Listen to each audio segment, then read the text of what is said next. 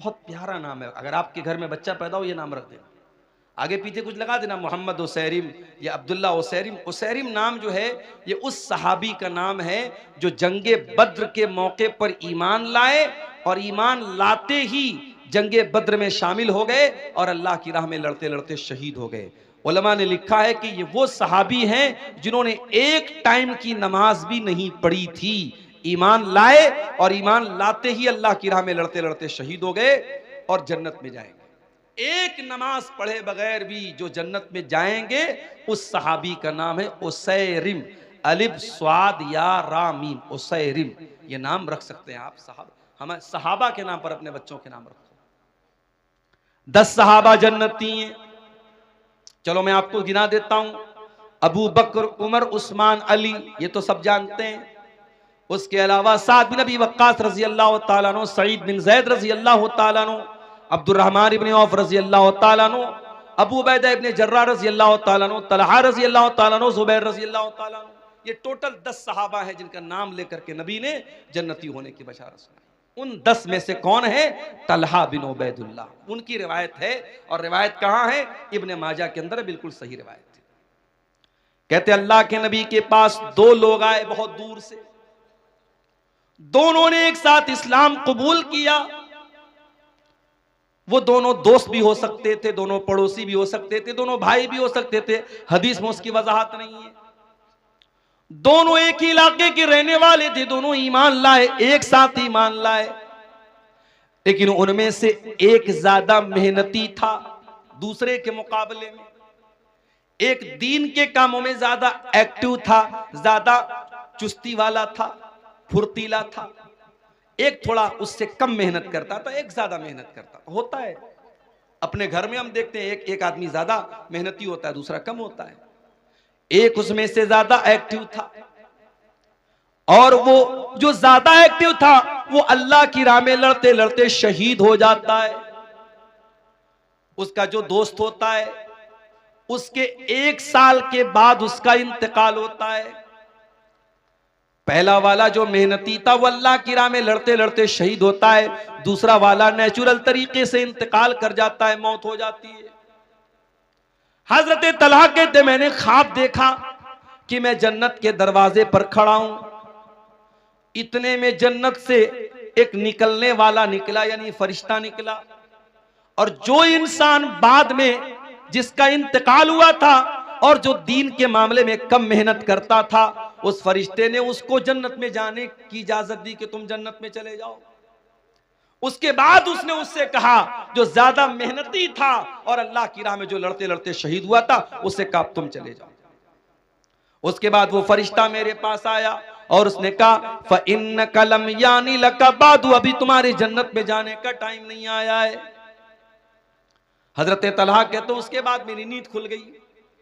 मैंने जब अपना ये ख्वाब सहाबा को बयान किया, फ़अजिबू लिज़ालिका, तो सहाबा को बहुत अजीब लगा कि ऐसा कैसे हो सकता है कि जो इंसान अल्लाह की राह में शहीद हो गया और जो दीन के मामले में ज्यादा मेहनत करता था वो बाद में जन्नत में जा रहा है, और जो नॉर्मल तरीके से मरा था वो पहले जन्नत में जा रहा है, ऐसा कैसे हो सकता है? सहाबा को इस बात पर बहुत ताज्जुब हुआ।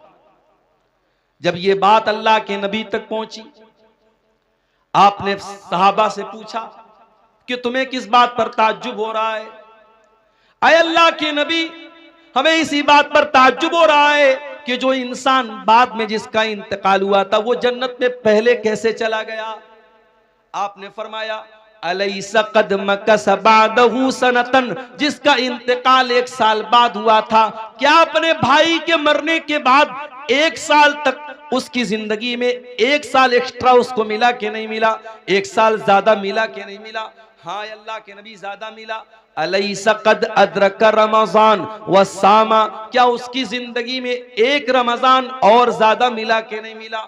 हाँ अल्लाह के नबी, 1 रमजान और ज्यादा मिला। क्या उसने जिंदगी में 1 रमजान का रोजा ज्यादा रखा कि नहीं रखा? हाँ अल्लाह के नबी, उसने 1 रमजान का महीना रोजा ज्यादा रखा। क्या उसने 1 साल के अंदर अपने भाई के मुकाबले में एक साल ज्यादा नमाज पढ़ी कि नहीं पढ़ी? हाँ अल्लाह के नबी उसने एक साल ज्यादा नमाज पढ़ी। आपने फरमाया फमा बैनहुमा अबादु मिम्मा बैनल अर्दि वस्समा, उन दोनों के मकाम और मर्तबे के बीच में वही दूरी है जो आसमान और जमीन के बीच की दूरी है। ऐ मेरे सहाबा, जिसकी जिंदगी में एक रमजान और मिल गया उसकी बराबरी कोई कर ही नहीं सकता। उसके उन दोनों के मर्तबे के बीच में उतना ही फासला है जितना आसमान और जमीन के बीच में है। ये हमारी खुशनसीबी है। अल्लाह हमें एक रमजान और दे रहा है। अल्लाह चाहता, और अभी भी अगर अल्लाह चाहे, रमजान का चांद निकलने से पहले हमारी जान जा सकती है, कोई हादसा हो सकता है, कोई मुसीबत आ सकती है, कोई बीमारी आ सकती है। अल्लाह ताला हमें तौफीक दे रहा है कि हमें एक रमजान और मिल रहा है। इसीलिए सहाबा किराम क्या करते थे, ताबईन क्या करते थे, वो रमजान का इंतजार किया करते थे और अल्लाह से दुआ किया करते थे, अल्लाहुम्मा बल्लिगना रमजान, आय अल्लाह तू रमजान तक हमको पहुंचा दे। आय अल्लाह इतनी जिंदगी दे दे, इतनी सांसें दे दे कि रमजान का महीना हमको मिल जाए। और रमजान में सारी मेहनत करते थे, अमल करते थे, और जब रमजान गुजर जाता था तो दुआ करते थे, अल्लाहुम्मा तकब्बल मिन्ना रमजान, आय अल्लाह हमने रमजान में जो तरावी की नमाज पढ़ी, जो रोजा रखा, जो तिलावत की, जो एतकाफ किया, जो भी हमने नेकी की, आय अल्लाह तू हमारी नेकी को कबूल कर ले। 6 महीना इंतजार करते थे रमजान का, और 6 महीना रमजान में जो इबादत करते थे उसकी कबूलियत की दुआएं किया करते थे। कौन? सहाबा, ताबईन और इस उम्मत के असलाफ। मेरे प्यारे साथियों, हम वो खुशनसीब लोग हैं, हमें रमजान का महीना मिला है। अगर हमारे दिमाग में एक्साइटमेंट नहीं है, रमजान को लेकर के हमारे दिमाग में कोई तैयारी नहीं है, तो ये खतरे की घंटी है। हमें ये समझ लेना चाहिए कि हमारा ईमान बहुत कमजोर है।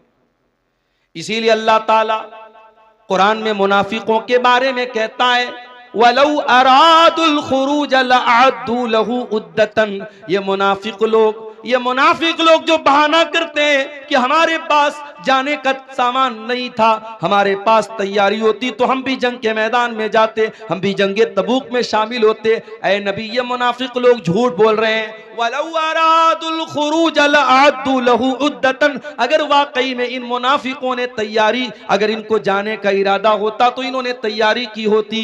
वलाकिन करिहल्लाहुम बिआतहुम फसब्बतहुम, लेकिन अल्लाह ताला को मंजूर यही था, ये काहिल लोग हैं, ये कामचोर लोग हैं, ये सुस्त लोग हैं। अल्लाह ताला को मंजूर ही नहीं था कि ये आपके साथ जंग के मैदान में जाएं, इसलिए अल्लाह ताला ने इनको बिठा दिया। वकील क़ुदू माल क़ौमिल क़ाइदीन, अल्लाह ने इनसे कह दिया कि जाओ, जो बैठ गए तुम भी उनके साथ बैठ जाओ, तुम्हें मोमिनों के साथ जाना नसीब नहीं होगा। इसलिए मेरे प्यारे साथियों, रमजान के महीने को लेकर के अगर दिल में एक तैयारी नहीं है तो हमारे और आपके लिए बहुत खतरे की घंटी है। मेरे साथ रमजान का महीना वो महीना है, नबी अकरम मिंबर पे चढ़ते हैं। अबू हुरैरा रज़ी अल्लाह ताला अन्हु हदीस के रावी हैं। आप मिंबर पे चढ़ते हैं और 3 मरतबा फरमाते आमीन आमीन आमीन। साहबा कहते हैं, अल्लाह के नबी क्या बात है, आप आमीन क्यों बोल रहे हैं 3 बार? आपने कहा, जब मैंने मिंबर की पहली सीढ़ी पर कदम रखा, जिब्रील आए और उन्होंने कहा कि जो इंसान रमजान का महीना पाए फलम युगफर लहू, और उसकी बख्शिश न हो सके, फकद अबदहुल्लाह, अल्लाह ताला अपनी रहमत से दूर कर दे उस इंसान को, बर्बाद हो जाए वो इंसान जो रमजान का महीना पाए और अपनी बख्शिश न करवा सके। जिब्रील ने ये बद्दुआ की और मुझसे कहा कि आमीन कहो, तो मैंने आमीन कहा। फिर जब मैं दूसरी सीढ़ी पर पहुंचा, जिब्रील ने कहा कि जो अपने माँ बाप में से दोनों को या किसी एक को बुढ़ापे की हालत में पाए और उसके माँ बाप उसको जन्नत में दाखिल न कर पाए। बड़ा मसला है मेरे भाई। माँ की तरफ से आज मदरसे में चंदा देने को हम तैयार हैं, बाप की तरफ से मस्जिद बनवाने को तैयार है, ट्यूबवेल बनाने को तैयार है। माँ जिंदा होती है तो माँ के ऊपर 5 रुपया खर्च करने में भी हमारा दिल घबराता है। बाप जिंदा है तो बाप को 100 रुपया देने में भी हमारी जान निकलती है। और माँ के मरने के बाद और बाप के मरने के बाद बड़ी मोहब्बत हमारे दिल में पैदा हो जाती है और मस्जिदें बनवाते हैं, मदरसे बनवाते हैं। माफ करना मेरे प्यारे साथियों, जितना खर्च आप माँ बाप के मरने के बाद उनको सवाब पहुंचाने के लिए करते हैं, अगर उनकी जिंदगी में उतना खर्च करते तो शायद आप जन्नत में चले जाते। माँ बाप की कदर करो मेरे भाइयों, उनकी जिंदगी में उनको रुलाना, उनकी आंखों में आंसू लाना और मरने के बाद उनकी तरफ से बड़े बड़े चंदे देना और उनके लिए बैठ के दुआएं करना, उनकी कब्र पे जाके रोना, ये ढकोसलेबाजी और कुछ नहीं है। माफ कीजिएगा, माँ बाप की जिंदगी में कदर करो मेरे साथ। जिसको बुढ़ापे में माँ बाप मिले और माँ बाप उसको जन्नत में दाखिल न कर पाए, अल्लाह के नबी कहते जिब्रील ने कहा अबअदहुल्लाह, अल्लाह ताला ऐसे इंसान को अपनी रहमतों से दूर कर दे। जिब्रील ने बद्दुआ की और मैंने कहा आमीन। उसके बाद जब मिंबर की तीसरी सीढ़ी पर मैं चढ़ा तो जिब्रील ने कहा वो इंसान जिसके सामने ए नबी आपका नाम लिया जाए, जिसके सामने मोहम्मद कहा जाए सल्लल्लाहु अलैहि वसल्लम, और वो आपका नाम सुनने के बाद आपके ऊपर दरूद न पड़े, सल्लल्लाहु अलैहि वसल्लम न पड़े, उस इंसान के ऊपर भी अल्लाह की लानत बरसे, उस इंसान को भी अल्लाह अपनी रहमत से दूर कर दे। जिब्रील ने ये बद्दुआ की और मैंने आमीन कहा।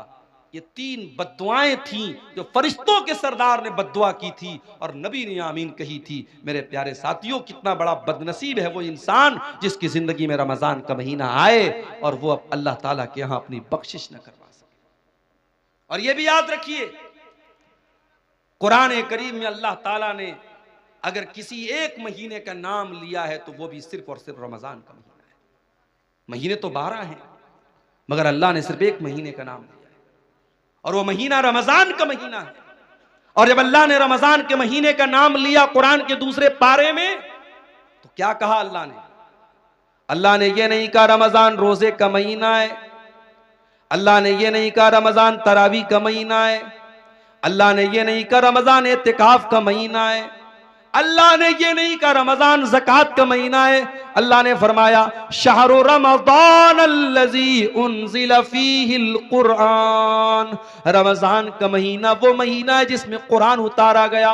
हुदल लिन्नास, और ये कुरान सारी मानवता के लिए मार्गदर्शन का काम करता है, सारी इंसानियत को सच्चाई का रास्ता दिखाता है। हुदल लिन्नास वबय्यिनातिम मिनल हुदा वल फुरकान, और कुरान की आयतें सच्चाई को खोल खोल के बयान कर देती हैं, हक और बातिल को खोल खोल के बयान कर देती हैं। पता ये चला कि कुरान वो रमजान वो महीना है जिसमें कुरान उतरा था। अच्छा, अब एक सवाल ये पैदा होता है कि कुरान तो इकट्ठा नहीं उतरा, कुरान तो अल्लाह के नबी के ऊपर थोड़ा थोड़ा 23 साल में उतरा, तो फिर इसका क्या मतलब है कि कुरान रमजान के महीने में उतरा? तो इसको भी नोट कर लो कि कुरान 2 तरीके से उतरा है। एक तो कुरान लौहे महफूज से मुकम्मल आसमान दुनिया पर, ये जो आसमान हमको नजर आता है ना, ये जो पहला आसमान है इसका नाम आसमान दुनिया है। दुनिया मतलब करीब, क्योंकि ये आसमान हमसे सबसे ज्यादा करीब है इसलिए इसको आसमान दुनिया कहा जाता है। इसके ऊपर 6 आसमान और हैं। तो अल्लाह ताला ने लौहे महफूज से आसमान दुनिया पर जो कुरान उतारा है वो रमजान के महीने में उतारा है अपने प्यारे नबी के ऊपर, रमजान के महीने की आखिरी अशरे की किसी रात में। और वो रात कौन सी है? ये वही रात है जिसको लैलतुल कद्र कहा गया और जिसके बारे में अल्लाह ने कुरान की सूरत नाजिल की, इन्ना अंज़लनाहु फी लैलतिल कद्र वमा अदराका मा लैलतुल कद्र लैलतुल कद्र खैरुम मिन अल्फि शहर। ऐ मेरे नबी, इस कुरान को हमने लैलतुल कद्र में उतारा है और आप क्या जाने के लैलतुल कद्र क्या है? लैलतुल कद्र खैरुम मिन अल्फि शहर, लैलतुल कद्र तो 1000 महीने से बेहतर है। तो एक तो कुरान अल्लाह ताला के यहां से आसमान पर उतरा, फिर वहां से थोड़ा थोड़ा करके हमारे नबी के ऊपर उतरा है। इसलिए अल्लाह कह रहा है कि रमजान का महीना वो महीना है जिसमें कुरान उतारा गया है। और आज अफसोस की बात है, हमारा वो नौजवान जो 24 घंटे में हजारों बार मोबाइल खोलता है कि व्हाट्सएप पर किसका मैसेज आया, इंस्टा पर किसका मैसेज आया, फेसबुक की पोस्ट को कितने लोगों ने लाइक कर लिया और इंस्टाग्राम के फोटो को कितने लोगों ने लाइक कर लिया, व्हाट्सएप के स्टेटस को कितने लोगों ने देख लिया। एक एक मैसेज को पढ़ता है, एक एक लाइक को देखता है। लोगों के लाइक की इतनी परवाह करने वाला इंसान शायद इतनी मर्तबा तूने कुरान को पढ़ा होता तो अल्लाह तुझे लाइक कर देता। अगर तूने कुरान से इतना ताल्लुक जोड़ा होता तो अल्लाह की नजर में तू पसंदीदा हो जाता। मेरे प्यारे साथियों, आप जिससे मोहब्बत करते हैं उसके मैसेज का इंतजार करते हैं। अगर आप अब्दुल गफ्फार साहब से मोहब्बत करते हैं और आपने उनको मैसेज किया है और आपके मैसेज को उन्होंने ओपन तक नहीं किया, खोला तक नहीं, और आपसे 1 साल के बाद अब्दुल गफ्फार साहब मिले और कहा कि अरे यार क्या हाल चाल है, दोस्ती का आपको जो है दम भरने की कोशिश की और दोस्ती का नाम लिया, तो आप गुस्से में कहेंगे कि अरे भाई जाओ, आप तो इतने बड़े इंसान हैं कि आपने मेरा मैसेज तक खोल के नहीं देखा, आप क्या दोस्ती की बात करते हैं। दुनिया में हम देखते हैं कि दोस्त का मैसेज आता है तो ऐसा नहीं हो सकता कि हम दोस्त भी माने और उसका मैसेज इग्नोर कर दें। मेरे प्यारे साथियों, अल्लाह का कलाम और अल्लाह का मैसेज है ये कुरान, और ये कुरान आज हमारे घरों में गर्द खा रहा है, धूल और मिट्टी खा रहा है। कुरान रखा हुआ है रेशम के कपड़े में लपेटकर, उस कुरान को कभी खोलने की हम कोशिश तक नहीं करते। मेरे प्यारे साथियों, यही वजह है कि हमारे दिल कठोर से कठोर होते चले जा रहे हैं, हमारे दिलों पर ताले लगे हुए हैं। दिल के ताले को अगर खोलना है तो कुरान से अपना ताल्लुक जोड़ लो। मेरे प्यारे साथियों, कुरान कहता फला यतदब्बरूनल कुराना माला कुलूबिन अक़फ़ालुहा, तुम कुरान के ऊपर गौर क्यों नहीं करते? कहीं ऐसा तो नहीं तुम्हारे दिलों के ऊपर ताले लगे हुए हैं, कहीं ऐसा तो नहीं कि तुम्हारे दिल लॉक हो चुके, तुम्हारे दिल का पासवर्ड कुरान है, तुम्हारे दिल का पैटर्न कोड कुरान है, तुम्हारे दिल के लॉक को अनलॉक करने का तरीका कुरान के अंदर गौर करना है। जब तुम कुरान के ऊपर गौर करोगे तो तुम्हारे दिल का लॉक खुल जाएगा। हमारे दिल की क्या हैसियत है? कुरान तो वो किताब है, अल्लाह कहता है लौ अंज़लना हाज़ल कुरान अला जबलिन, इस कुरान को हमने किसी पहाड़ के ऊपर भी उतारा होता, लरअयतहु खाशिअम मुतसद्दिया, तो तुम देखते कि पहाड़ भी अल्लाह के खौफ से रेजा रेजा हो जाता। तरावी पढ़ाने वाले को कितना पैसा देते हो? बाज़ जगहों पर तो साहब मसला लोग पूछते हैं, मौलवी साहब तरावी पढ़ाने वाले को पैसा देना जायज है कि नहीं? अच्छा, मतलब तुम ये पूछ रहे हो कि तरावी पढ़ाने वाले को पैसा देना जायज है कि नहीं? वो बेचारा पूरे महीने खड़ा होकर के तरावी की नमाज में कुरान पढ़ा रहा और तुम उसको चंद पैसे देते हो तो मसला पूछ रहे हो कि पैसा देना जायज है कि नहीं? शर्म आनी चाहिए और चुल्लू भर पानी में डूब मरना चाहिए। फ्री है, झाड़ू लगाने वाला भी आपके मोहल्ले में आता है तो उसकी तनख्वाह लेता है। ऐ मुसलमान, तूने सबसे हकीर समझा है तो कुरान को समझा है। कुरान पढ़ने पढ़ाने वाले का उसने पैसा मांग लिया तो जान निकलती है तेरी। पिछले साल एक न्यूज मैंने पढ़ी थी, गुजरात में अहमदाबाद में एक हाफिज साहब ने तरावी की नमाज पढ़ाई थी। उनको वहां की जो मस्जिद के मुसल्लियान थे, किसी ने खुश होकर के 4 व्हीलर दे दी थी। 4 व्हीलर की चाबी के साथ हाफिज साहब का फोटो आया। हमारे यहाँ तो लोग सुन करके साहब बेहोश हो जाएंगे, अरे तरावी पढ़ाने वाले को 4 व्हीलर मिल गई। तरावी पढ़ाने वाला, कुरान पढ़ने वाला, कुरान पढ़ाने वाला तुम्हारी नजर में हकीर होगा, मेरे रब की नजर में वो हकीर नहीं है। मेरे प्यारे साथियों, मेरे रब की नजर में कुरान पढ़ाने वाले का इतना ऊंचा मकाम है, नबी की नजर में इतना ऊंचा मकाम है। अल्लाह के नबी फरमाते खैरुकुम मन तअल्लमल कुरान व अल्लमहु, तुम में सबसे बेहतरीन इंसान वो है जो कुरान को पढ़ता है, पढ़ाता है, कुरान को सीखता है, सिखाता है। याद रखो मेरे प्यारे साथियों, आप कब्र में जाएंगे वहां भी ये कुरान आपके काम आएगा। कब्र में सवाल पूछा जाएगा, मुनकर नकीर सवाल पूछेंगे, मन रब्बू का, तेरा रब कौन है? मन नबियों का, तेरे नबी कौन है? माँ दीनों का, तेरा दीन क्या है? 3 सवाल होगा कब्र में, 3 सवाल होगा। और माफ करना, इन तीनों सवालों का जवाब मैथमेटिक्स की किताबों में नहीं मिलेगा, साइंस और जियोग्राफी की किताबों में नहीं मिलेगा, हिस्ट्री की किताबों में नहीं मिलेगा, भूगोल की किताबों में नहीं मिलेगा। इन तीनों सवालों का जवाब कहां मिलेगा? जब मोमिन सही जवाब देगा, मेरा रब अल्लाह है, मेरे नबी मोहम्मद सल्लल्लाहु अलैहि वसल्लम है, मेरा दीन इस्लाम है, तो फरिश्ता पूछेगा वमा युद्री का, तुझे इन तीनों सवालों का जवाब कैसे पता चला? तो बंदा कहेगा करा तो किताब अल्लाही फ़आमनतु बिही वसद्दक़तु, मैंने कुरान को पढ़ा था, मैं कुरान पर ईमान लाया था, मैंने कुरान को सच माना था, कुरान के जरिए मुझे इन तीनों सवालों का जवाब मिला है। मेरे प्यारे साथियों, ये कुरान कब्र में भी आपके काम आएगा। औलाद के लिए मेहनत करने वालों, अपनी औलाद को सुख देने के लिए हराम की जायदाद पर कब्जा करने वालों, दूसरों की जमीन हड़पने वालों, सूद और ब्याज का पैसा अपने घर में ला करके अपनी औलाद को पालने वालों, तुम भी कान खोल करके सुन लो, कयामत के दिन ये औलाद भी तुम्हारे काम नहीं आएगी, औलाद भी काम नहीं आएगी। कुरान कहता है यौम यफिरुल मरउ मिन अखी व उम्मिही व अबी व साहिबतिही व बनी। कयामत के दिन इंसान अपनी माँ को देख करके भागेगा, अपने बाप को देख करके भागेगा, अपनी बीवी को छोड़ करके भागेगा, अपने भाई को छोड़ करके भागेगा, अपनी बीवी बच्चों को छोड़ करके भागेगा, अपनी औलाद को छोड़ करके भागेगा। क्यों भागेगा? लिकुल्लि इम्रिइम मिनहुम यौमइज़िन शानुन युग़नी, इसलिए कि कयामत के दिन किसी के पास इतनी फुर्सत नहीं होगी कि वो दूसरे का हाल चाल ले। कयामत के दिन तो नफ्सी नफ्सी का आलम होगा, हर इंसान को अपनी पड़ी होगी, वहां औलाद भी आपके काम नहीं आएगी। लेकिन एक चीज कयामत के दिन भी काम आएगी। कौन सी चीज? अल्लाह के नबी फरमाते हैं इक़राउल कुरान, ओ लोगों कुरान पढ़ा करो, फ़इन्नहु याती यौमल क़ियामति शफ़ीउन लिअस्हाबिही, इसलिए कि कयामत के दिन कुरान आएगा, तुम्हारे हक में सिफारिश करेगा, कुरान तुम्हारे लिए लड़ेगा अल्लाह की बारगाह में और कहेगा अल्लाह, जब दुनिया रात में सोया करती थी तेरा ये बंदा रात में कुरान पढ़ा करता था, जब दुनिया दिन में काम और धंधे में लगी रहती थी ये बंदा खाली टाइम में कुरान पढ़ा करता था। कुरान आपके लिए लड़ेगा और कुरान आपके लिए हुज्जत बनेगा, दलील बनेगा कयामत के दिन। रमजान का महीना कुरान का महीना है मेरे साथ, कोशिश करो। मैं ये नहीं कहता कि आप इतना कुरान खत्म कर लो, मैं ये नहीं कहता कि आप डेली एक कुरान खत्म कर लो, वो सबके बस की बात नहीं।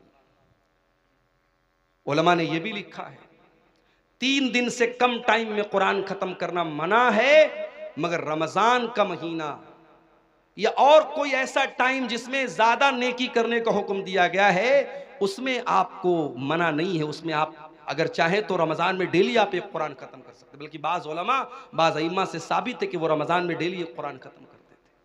आम दिनों में मना है कि 3 दिन से कम टाइम में कुरान खत्म ना किया जाए, ताकि बहुत जल्दी जल्दी कुरान ना पढ़ा जाए, कुरान को समझ के पढ़ा जाए। मगर रमजान के महीने में आप जितनी स्पीड के साथ और जितना ज्यादा कुरान पढ़ें कोई हर्ज की बात नहीं। आप तिलावत सही करें, अच्छे अंदाज में करें, जल्दबाजी के चक्कर में कुरान का माना और मतलब ना खराब करें। लेकिन अगर आप जितना भी पढ़ सकते हैं कुरान ज़्यादा ज़्यादा पढ़ें। मैं एक आपको तरीका बताता हूँ। हमारे यहाँ जो वो कुरान होता है हाफिजी कुरान, जिसमें से हमारे हाफिज लोग कुरान देख करके याद करते हैं, अगर आप उस कुरान को अपने सामने रखें, उसमें एक पारे में 20 पेज होते हैं। आपको क्या करना है, हर नमाज के पहले अजान हुई जोहर की, अल्लाहु अकबर, आप मस्जिद में पहुंच जाओ और अजान के बाद आप मस्जिद में पहले 2 रकात सुन्नत पढ़ लो और बैठ करके 2 पेज आप उसको पढ़ लो, सिर्फ 2 पेज। 2 पेज पढ़ने में 5 मिनट लगेगा आपको। हाफिजी कुरान की बात कर रहा हूं जो 16 लाइन का 15 लाइन का आता है, आयत पर शुरू होता है आयत पर खत्म होता है, उस कुरान की बात कर रहा हूं। 2 पेज आपने पढ़ लिया नमाज के पहले। अब जोहर की नमाज आपने पढ़ी, जोहर की नमाज के बाद सुन्नत आपने पढ़ लिया, 2 रकात या 4 रकात जितनी भी अल्लाह ने आपको तौफीक दी।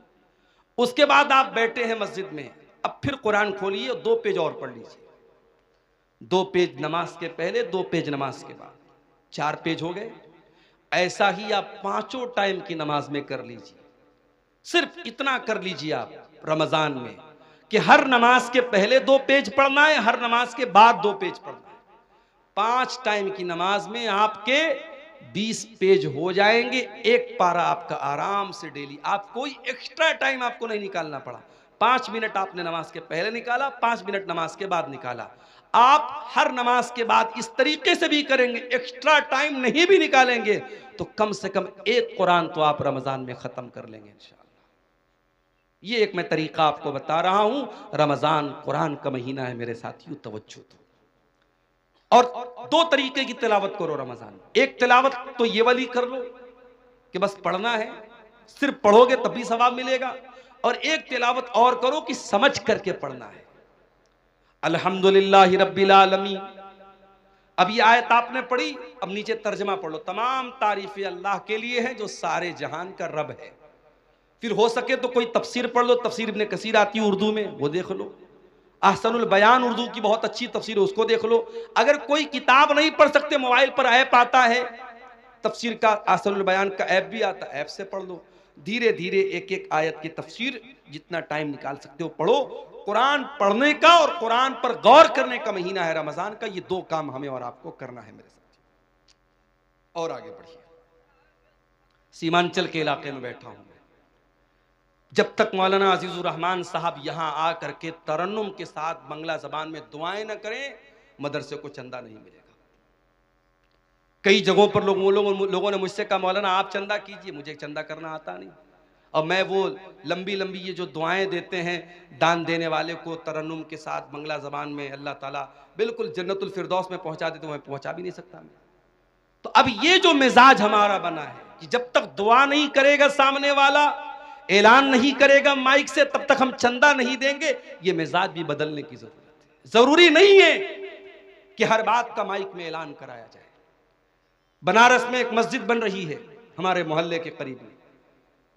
एक अल्लाह का बंदा आया, नमाज उसने पढ़ी, उसने ऐलान सुना कि यह मस्जिद की तामीर का काम चल रहा है। मस्जिद की कमेटी के जिम्मेदार के कान में धीरे से उसने कहा मौलाना साहब मस्जिद की तामीर में जितना छड़ लगेगा मैं देने को तैयार। कोई ऐलान नहीं हुआ, कोई माइक पर लंबी चौड़ी दुआएं उसके लिए नहीं की गई। उसके दिल में अल्लाह ने यह बात डाली मस्जिद बन रही है, जितना छड़ लगेगा मेरी तरफ से लगेगा, जितना सरिया लगेगा मेरी तरफ से लगेगा। कोई अल्लाह का बंदा आता है कहता जितने सीमेंट लगेंगे मैं दे दूंगा। काम इस तरीके से होता है मेरे प्यारे साथियों। आज हमारे अंदर अगर किसी चीज की कमी है तो इखलास की कमी है। किसी गरीब को राशन का किट भी हम देते हैं ना, तो फोटो खींचते हैं और अखबार में डालते हैं कि हमने एक गरीब की मदद की। गरीब की मदद तुमने क्या की? तुमने गरीब की इज्जत को नीलाम कर दिया। जिस गरीब को तुमने कैमरे के सामने फोटो खींच करके मीडिया पे डाला है, उस गरीब की क्या इज्जत नहीं है? क्या उसकी कोई इज्जत नफ्स नहीं, उसकी कोई खुददारी नहीं है? किसी की मदद करने के नाम पे उसकी इज्जत को नीलाम करते हो। किसी जमाने में मुहावरा तक कहावत थी, नेकी कर दरिया में डाल। अब कहावत बदल गई, अब नेकी कर फेसबुक पर डाल, नेकी कर यूट्यूब पर डाल, नेकी कर स्टेटस पे डाल। अब तो साहब खाने काबा का तवाफ भी हो रहा तो वहां भी सेल्फी ले रहे हैं। अब एक ही चीज की सेल्फी बची है, अब्बा मर जाएं तो उनकी लाश के साथ भी सेल्फी ली जाए। अब वो भी लोग लेना शुरू कर दिए हैं, अपने मरे हुए बाप के साथ भी लोग सेल्फी ले रहे हैं। अल्लाह माफ करे हम सब। नुमाइश का दौर है, शोहरत का दौर है, रियाकारी का दौर है। रमजान का महीना हमें ये सबक भी सिखाता है मेरे साथियों कि कुछ इबादतें ऐसी भी होनी चाहिए जो हमारे और अल्लाह के बीच में होनी चाहिए। और रोजा ऐसी ही एक इबादत है। सुबह फजर के टाइम आपने सहरी खाई, जो भी आपने सहरी खाई, मैं नहीं जानता आपके सीमांचल में क्या क्या खाते हैं। हो सकता है कुछ लोग गोश्त भी खाते हो, सब्जी भी खाते हो, रोटी चावल भी खाते हो। जो भी आपने सहरी के टाइम खाया, सुहर की अजान हो गई। जाहिर है 4 बजे आपने सहरी खाई थी, 12:30 बजे अज़हर की अजान हो रही है। 8 घंटे का टाइम गुजर चुका है, 8.5 घंटे का। मार्च का महीना चल रहा है, गर्मी का आलम है। आप मस्जिद में आए, आपने वजू करने के लिए पानी से अपने हाथों को धोया, चुल्लू में पानी लिया, मुंह में डाला, हलक सूख रहा है। सुबह 4 बजे के बाद आपने पानी नहीं पिया है, हलक सूख रहा है और पानी आपके मुंह में जा चुका है। अगर आप उस पानी के 2-4 कतरे हलक के नीचे उतार लें, वहां तो कोई कैमरा नहीं लगा है, वहां तो कोई कैमरा नहीं लगा है। लेकिन हां, एक बात आपसे यह भी कहना चाहूंगा, जिसके दिल में अल्लाह का डर ना हो, वो खाने काबा में जाके, मक्का में जाकर के भी वहां पर भी वो गंदा काम करता है।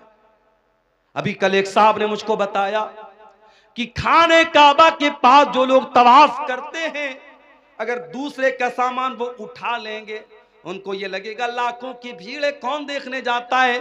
मगर हजारों कैमरे हरम में लगे हुए हैं, हजारों कैमरे लगे हुए हैं और पूरा कंट्रोल रूम मौजूद है और हजारों वहां सीआईडी के लोग और सीबीआई के लोग और पुलिस के लोग उन कैमरों पर नजर रखते हैं। अगर आपने दूसरे का सामान उठाया तो पुलिस फौरन कैमरे से आपको देख लेगी और आपसे पूछताछ हो सकती है। और दूसरे का सामान आपने अगर जानबूझ करके ले लिया है तो आप पकड़े जा सकते हैं। इसलिए जो लोग हज करने जाते हैं, उम्रा करने जाते हैं, उनको यह सिखाया जाता है कि हरम में कोई भी सामान, आपका अपना सामान है तो अलग बात है, किसी का कोई सामान छूने की कोशिश मत करना। एक साहब ने एक वाकया बताया कि तवाफ के दौरान एक हिंदुस्तानी हाजी और हिंदुस्तानी मुसलमान, 50 साल के ऊपर का मुसलमान, बार बार औरतों को टच कर रहा था। तवाफ के दौरान वो गंदा इंसान बार बार औरतों को टच कर रहा था और कैमरे की नजर से जो कंट्रोल रूम में पुलिस वाले मौजूद थे वो बार बार देख रहे थे कि ये इंसान एक बार नहीं, 2 बार नहीं, इसने 20 बार ऐसा किया। पुलिस ने उसको अरेस्ट कर लिया। जब जेल में पहुंचा है वो इंसान, उसके जवान बेटे पहुंचे, उसकी बेटियां पहुंची, नहीं हमारा बाप इतना गंदा काम नहीं कर सकता। पुलिस वालों ने कैमरे की क्लिप ला के सामने रख दी, तो देख लो तुम्हारे बाप ने क्या किया है। इसका मतलब यह हुआ कि जो ठरकी इंसान होता है, जो गंदा इंसान होता है, जिसके दिमाग में शैतान भरा होता है, वो मक्के में पहुंच जाए, खाने काबा के पास पहुंच जाए, वहां भी उसके दिमाग की गंदगी खत्म नहीं होती है। मेरे साथ आपको खाने काबा के पास भी इतना गंदा काम करने से अगर कोई चीज रोक सकती है, अल्लाह का डर और अल्लाह का तकवा ही रोक सकता है। और रमजान का रोजा हमें यही सिखाता है। मेरे साथियों, सुबह 4 बजे हमने सहरी में पानी पिया है, जुहर के वजू में पानी के कतरे मुंह के अंदर जा रहे हैं, 2-4 कतरे हलक के नीचे चले जाएं, कौन देखने जाता है। मगर बंदा 2-4 कतरे भी अपने हलक के नीचे जाने नहीं देता है। क्यों? अल्लाह ताला के आम क्या जवाब देंगे? हमारा रोजा बर्बाद हो जाएगा, हमारे रोजे का कोई मतलब नहीं रह जाएगा। इसीलिए अल्लाह के नबी फरमाते हैं कि अल्लाह ताला कहता है अस्सौमु ली व अना अजज़ी बिही, कि बंदा रोजा मेरे लिए रखता है और उसका बदला मैं ही दूंगा। यदौ तामहु व शराबहु व शहवतहु मिन अजली, बंदा मेरे लिए खाना छोड़ देता है, बंदा मेरे लिए पानी छोड़ देता है, बंदा मेरे लिए शहवत छोड़ देता है। बीवी मौजूद है, बीवी के पास नहीं जाता, खाना मौजूद है, खाना नहीं खाता है, पानी मौजूद है, पानी नहीं पीता है। अल्लाह के लिए रोजा हमें इखलास सिखाता है, रोजा हमें अल्लाह का डर सिखाता है। रोजे से सबसे बड़ा मकसद मेरे प्यारे साथियों यही है कि हमारे दिलों में अल्लाह का तकवा पैदा हो जाए। इसीलिए अल्लाह कुरान के दूसरे पारे में कहता है या अय्युहल्लज़ीना आमनू कुतिबा अलैकुमुस्सियामु कमा कुतिबा अलल्लज़ीना मिन क़ब्लिकुम लअल्लकुम तत्तक़ून। ऐ ईमान वालो, तुम पर रोजे फर्ज किए गए जिस तरीके से तुमसे पहले के लोगों पर फर्ज किए गए, ताकि तुम मुत्तकी बन जाओ, ताकि तुम्हारे दिलों में अल्लाह का तकवा, अल्लाह का डर पैदा हो जाए। तो रमजान के अंदर तकवा पैदा करो मेरे साथी, और आगे बढ़िए। रमजान के अंदर एक काम हमें और भी करना है। रमजान दुआ का महीना है। कुरान में जहां अल्लाह ताला ने रमजान के रोजे का जिक्र किया, वहीं पर फरमाया वइज़ा सालका इबादी अन्नी फइन्नी करीब। ऐ मेरे नबी, जब मेरे बंदे आपसे मेरे बारे में सवाल करें, उन्हें जवाब दे दो मैं करीब हूं, मैं करीब हूं। उजीबु दावत दाई, मैं दुआ करने वाले की दुआ को सुनता हूं। शर्त यह है फल यस्तजीबू ली वल युमिनू बी, कि बंदा मेरी बात माने और मेरे ऊपर ईमान रखे। रमजान दुआ का महीना है मेरे साथियों। जब आप भूखे प्यासे रह करके अल्लाह की बारगाह में हाथ फैलाते हैं, अल्लाह आपकी दुआ को रायगा नहीं करता, अल्लाह आपकी दुआ को लौटाता नहीं। इसीलिए अल्लाह के नबी फरमाते हैं सलासु दावतिन ला तुरद, 3 लोगों की दुआ अल्लाह ताला लौटाता नहीं है। दावतुल वालिदिल वलदिही, एक बाप की दुआ, बाप जब अपनी औलाद के हक में दुआ करता, अल्लाह उस दुआ को कभी लौटाता नहीं है। वह दावतुल मुसाफिर, और मुसाफिर की दुआ को अल्लाह ताला लौटाता नहीं है। वह दावतुस साइम, और रोजेदार की दुआ को भी अल्लाह ताला लौटाता नहीं है। रोजे की हालत में मेरे प्यारे साथियों दुआ करो, अपने लिए भी दुआ करो, अपने बच्चों के लिए दुआ करो, अपने माँ बाप के लिए दुआ करो, सारी उम्मत के लिए दुआ करो, मुल्क के हालात के लिए दुआ करो, अपने कारोबार और रोजी रोटी के लिए दुआ करो। और बेहतर यह है कि जो अल्लाह के नबी जो दुआएं करते थे, आप दुआ की कोई किताब ले लो। एक अच्छी सी किताब का नाम मैं आपको बता रहा हूं, हिस्नुल मुस्लिम, बहुत अच्छी किताब है दुआ की। आप ऑनलाइन भी इसको अपने मोबाइल के प्ले स्टोर में जाके इसको डाउनलोड कर सकते हैं। उसमें छोटी छोटी दुआएं हैं, आप देख के उनको पढ़ लीजिए या याद करके पढ़ लीजिए। दुआओं को रोजे की हालत में खूब कीजिए। रमजान दुआ का महीना है मेरे प्यारे साथी। रमजान सब्र बर्दाश्त का भी महीना है। आप रोजे की हालत में एक इंसान आपके पास आता है, गाली दे देता है आपको, बुरा भला कह देता है आपको, आप सुबह से कुछ खाए नहीं है, भूखे हैं, और जब इंसान भूखा रहता है तो उसका पारा और हाई हो जाता है, उसका बीपी और बढ़ जाता है, उसको और ज्यादा गुस्सा आने लगता है। होना तो ये चाहिए था कि जब आप रोजे की हालत में हैं और कोई आपको आ करके गाली दे दे, तो होना तो ये चाहिए था कि शरीयत आपको इजाजत दे दे कि आप तो भूखे प्यासे हैं, आप गाली का जवाब गाली से दे सकते हैं, आप गुस्से का जवाब गुस्से से दे सकते हैं। होना तो ये चाहिए था, मगर नहीं। अल्लाह के नबी फरमाते हैं, जब तुम में से कोई रोजे की हालत में हो, फ़इनिम्रुउन क़ातलहु औ साबहु, अगर कोई गाली गलौज करे, अगर कोई लड़ाई करे, तो गाली के जवाब में गाली न दे, लड़ाई के जवाब में लड़ाई न करे, बल्कि साफ साफ कह दे, इन्नी साइम, मैं रोजे की हालत में हूं, मैं रोजे की हालत में लड़ नहीं सकता। ओ लोगों जो रोजे की हालत में गाली गलौज करते हो, ओ लोगों जो रोजे की हालत में लोगों से लड़ाई झगड़े करते हो, खबरदार खबरदार, तुमने रोजे का मतलब ही नहीं समझा। रोजा सिर्फ खाने से रुकने का नाम नहीं, पानी से रुकने का नाम नहीं। अल्लाह के नबी फरमाते हैं, मल्लम यदा कौल ज़ूर वल अमल बिही, जो झूठी बात को अपनी जबान से निकालता है और झूठी बात पर अमल करता है, फलैसा लिल्लाहि हाजतुन, तो अल्लाह को कोई जरूरत नहीं कि वो अपना खाना छोड़ दे, पानी छोड़ दे। रोजे की हालत में कंट्रोल करो अपने आप को। रोजा हमें कंट्रोल करना सिखाता है, रोजा हमें यह सिखाता है, अगर अल्लाह के हुक्म पर हम खाना छोड़ सकते हैं, पानी छोड़ सकते हैं, बीवी हलाल है, बीवी को के करीब नहीं जाते हैं, खाना हलाल है, खाना नहीं खाते हैं, पानी हलाल है, पानी नहीं पीते हैं, अगर अल्लाह के हुक्म पर हलाल छोड़ सकते हैं, तो बीड़ी पीने वालों तुम बीड़ी क्यों नहीं छोड़ सकते? सिगरेट पीने वालों तुम सिगरेट क्यों नहीं छोड़ सकते? तंबाकू खाने वालों तुम तंबाकू क्यों नहीं छोड़ सकते? ओ शराब पीने वालों तुम शराब क्यों नहीं छोड़ सकते? जब अल्लाह के हुक्म पर एक महीने के तुम हलाल छोड़ सकते हो, तो जो चीजें हराम है, जो चीजें नुकसानदेह है, जो चीजें तुम्हारी सेहत के लिए हानिकारक है, जो तुम्हारे शरीर को नष्ट कर रही है, बर्बाद कर रही है, वो गुटखा, वो खैनी, वो तंबाकू, वो सिगरेट, वो बीड़ी तुम क्यों नहीं छोड़ सकते हो? रोजा हराम को छुड़वा रहा है, हराम को छोड़ने की प्रैक्टिस करवा रहा है। मेरे प्यारे साथ, रमजान का ये महीना हमें एक सबक और दे रहा है। कभी आपने गौर किया, ज़कात हम रमजान ही में क्यों निकालते हैं? सारे मदरसे वाले अपने चंदा करने के लिए सफीरों को रमजान में ही क्यों भेजते हैं? 90% पूरी दुनिया के मुसलमान रमजान में ज़कात क्यों निकालते हैं? क्योंकि रमजान का महीना सखावत का महीना है, दान करने का महीना है, अल्लाह की राह में देने का महीना है। हजरत अब्दुल्ला बिन अब्बास कहते हैं कि अल्लाह के प्यारे नबी सबसे ज्यादा सखावत किया करते थे, और जब रमजान का महीना आता था और अल्लाह के प्यारे नबी जिब्रील से मिलकर के कुरान पढ़ा करते थे, कुरान का दौर किया करते थे, तो आपकी सखावत और बढ़ जाती थी। आप तेज चलने वाली आंधी से भी ज्यादा सखावत करते थे। रमजान में सखावत करो मेरे साथियों।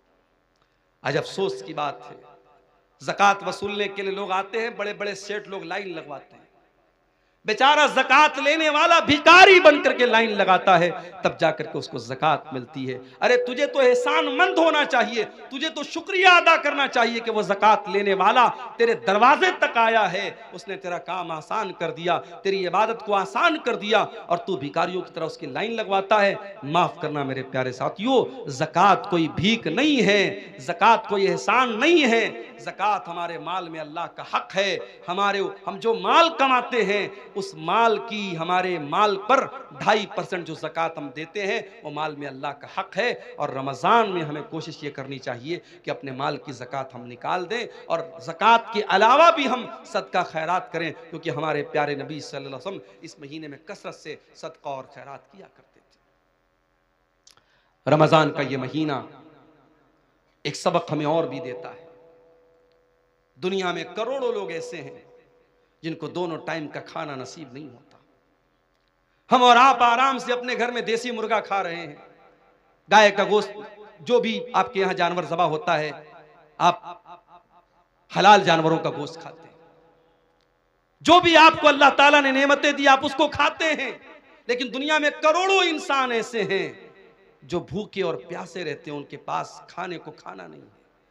मेरे प्यारे साथियों, रमजान का महीना वो महीना है जिस महीने में आप 13-14 घंटे भूखे रहते हैं। अमीर को भी भूखा रहना है, गरीब को भी रहना है, करोड़पति को भी रहना है, और एक सामान्य आदमी को भी रहना है। ये रमजान में भूखे रह करके आपको ये सबक सिखाया जाता है कि ऐ मेरे बंदो, तुम तो अपनी मर्जी से भूखे हो, तुम्हारे पास खाना है तब भी तुम नहीं खाते हो, तुम्हारे पास पीने को चीजें तब भी तुम नहीं पीते हो। इस दुनिया में करोड़ों लोग ऐसे हैं जो मजबूरी की वजह से भूखे रहते हैं, उनके पास कोई चीज नहीं कि वो खा सके, वो बेचारे न खाने को कुछ है न पानी को कुछ है। रमजान के इस महीने में जब आप दस्तरखान पर तरह तरह की चीजों को खाने के लिए बैठा करो मेरे साथियों, तो आप फलस्तीन के शहर गाजा के अपने उन भाइयों को याद कर लेना, जब हेलीकॉप्टर से खाने की किटें उनको फेंकी जाती हैं, उनके छोटे छोटे बच्चे खुश हो जाते हैं। 3 दिन बाद 4 दिन बाद उनको खाने को कुछ मिल जाता है।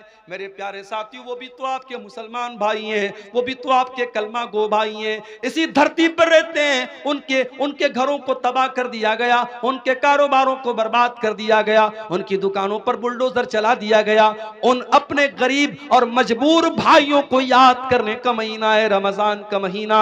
उन भूखों की भूख का एहसास हमको दिलाता है, और ये एहसास होता है कि अल्लाह, हम तो अपनी मर्जी से भूखे हैं, ये तो बेचारे मजबूरी में भूखे हैं। उन भूखों को खाना खिलाने की फिक्र करने का जज्बा रमजान हमारे अंदर पैदा करता है। इसीलिए अल्लाह के प्यारे नबी ने रमजान के महीने में रोजेदार को इफ्तार कराने की बहुत फजीलत बयान की, और आपने कहा मन फत्तर साइमन, जो किसी रोजेदार को इफ्तार कराता है तो जितना रोजा रखने वाले को सवाब मिलेगा उतना ही इफ्तार कराने वाले को सवाब मिलेगा। मेरे प्यारे साथियों, रमजान में हमने साउथ इंडिया में देखा कि लोग रात रात भर सहरी खिला रहे हैं, इफ्तार का इंतजाम करा रहे हैं। हरम के अंदर आप कभी रमजान में आपको उम्रा करने का मौका मिले, आप जाके देखिए, कहीं पे बिस्किट बट रहा है, कहीं पे केक बट रहा है, कहीं पे खजूर बट रही है, कहीं पे जमजम बट रहा है। कितने अल्लाह के बंदे करोड़पति लोग हैं, वो लोगों को बांट रहे हैं कि रोजेदारों के इफ्तार में मेरा भी पैसा शामिल हो जाए, रोजेदार के हलक में मेरे भी खाने पीने की चीजें पहुंच जाएं। मेरे प्यारे साथियों, ये जज्बा रमजान हमें अपने अंदर पैदा करने की, हमें जज्बा हमारे अंदर पैदा करता है। और आखिरी बात मेरे प्यारे साथियों, रमजान का महीना हमें अपने अंदर चेंजिंग लाने का सबक देता है। जैसे ही रमजान का महीना आएगा हमारी जिंदगी चेंज हो जाएगी।